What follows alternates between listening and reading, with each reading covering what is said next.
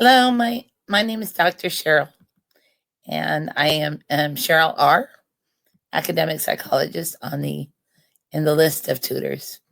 This question I wanted to answer: which of the following statements is incorrect? This is incorrect because this should be a plural here.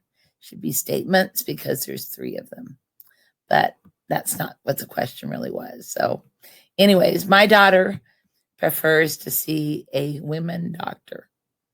Now, that doesn't sound right, does it? So the problem is this right here. Oops. This right here is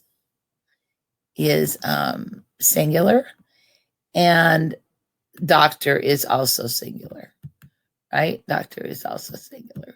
So that would mean that this word has to be singular too. So there's a problem with this one, with this E. So what it should be is my daughter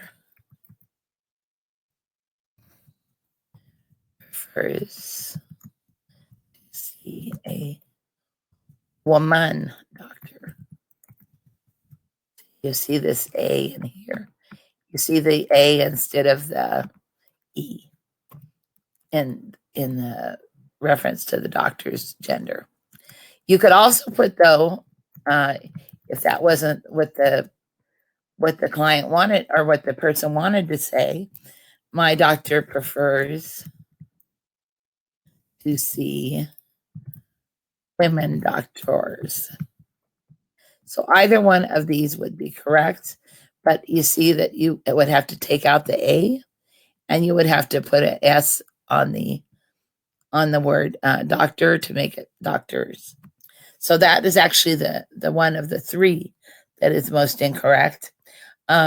His parents tried to discourage him from being an actor. That's fine. Number 3 I think is just a awkward sounding sentence, but the word I is not capitalized. So that is wrong because of the I.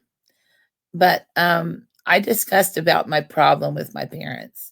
It doesn't flow very well. I would say I discussed my problem with my parents, or I discussed aspects of my problem with my parents. I discussed my I discussed all about my problem with my parents. Something like that would be a little bit smoother, but I discussed about my problem with my parents. It kind of is an awkward sentence. It's not incorrect, but it's awkward. So when you're writing something that's really important and you're doing like upper division kind of writing, you need to think about more than just grammar. Is it grammatically correct? Yes. You want to think about that if it's grammatically correct, but you also want to think, does it flow? So if somebody is reading it, what does it feel like to them reading it? One good habit to make is to read your paper or whatever you're trying to answer out loud and see how it sounds. If you can't figure out if there's something wrong with it, read it out loud and see how it sounds to you. Because a lot of times you'll identify where the problem is by reading it out loud. So that's one of the best suggestions that I make to my students, is to read their paper out loud. Sometimes you might need to record yourself reading it and then listen back, or have a friend listen to it for you so they can give you feedback on it. So that's the best advice I have for writers at the moment. So anyways, but the number 1 is definitely incorrect as far as the grammatic aspects of the sentence. So I'll see you later. Hope to see you in my class. Bye-bye.